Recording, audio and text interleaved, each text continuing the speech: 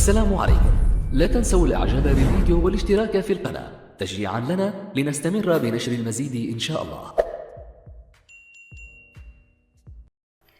تناقلت العديد من الصحف الإخبارية تقارير تفيد برصد القوات الجوية الجزائرية طائرة مجهولة تقترب من حدودها الغربية، وعلى الفور تم التعامل معها بكل حزم وصرامة وإسقاطها بشكل سريع.